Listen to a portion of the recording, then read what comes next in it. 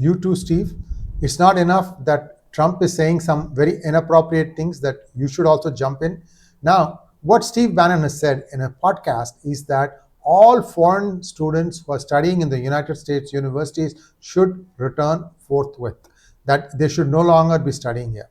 Let's take a quick look at what does that mean. First of all, what about all the money they have invested in getting an education abroad?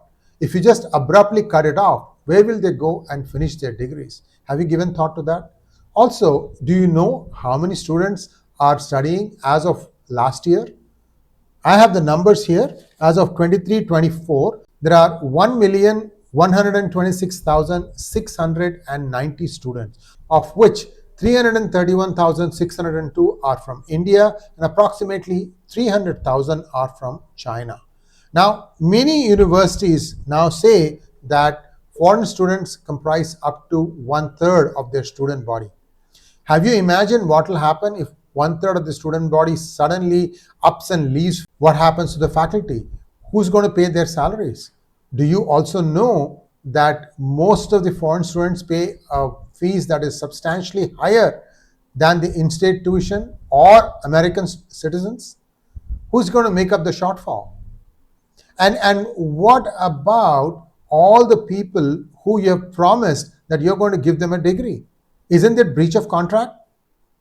So this is something that is completely unacceptable. I'll tell you another thing, Steve, that you just cannot do this thing.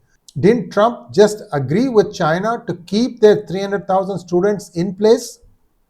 How are you going to implement it? Are you going to selectively implement it for one country and not the other? So all these things are a non-starter.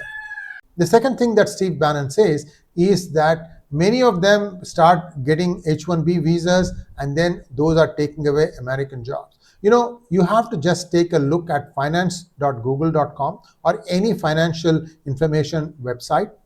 Take a look at the Magnificent Seven, Google, for example, Apple, anybody. Take a look at the number of employees and the number of permanent employees. You will see consistently across the board, the number of permanent employees is less than 45%. 55% of the workforce in the Max 7 are probably H-1Bs or some other worker category. So if you're going to deny H-1Bs, how will the Max 7 run? So this is just not a reasonable argument. You have to look at the pros and cons of all this. If the Max 7 is doing it, chances are good that any other company is also doing that. So you have the entire workforce in America using H-1B and other people on other type of work visas working for probably lesser than the real salary. And that is the main reason why they are working. It's a pay arbitrage. Why don't you fix that first?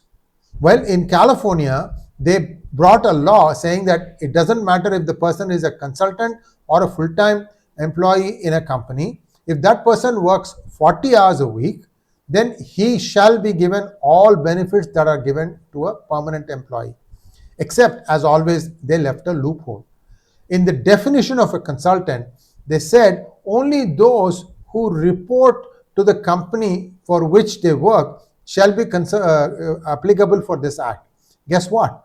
In all these cases, case after case after case after case, you will find that the reporting is not done directly to a manager in Apple, but through a consulting company, and that consulting company gives you the feedback on your performance. Then one has to ask the obvious question. The consulting company is just placing you in place A or place B.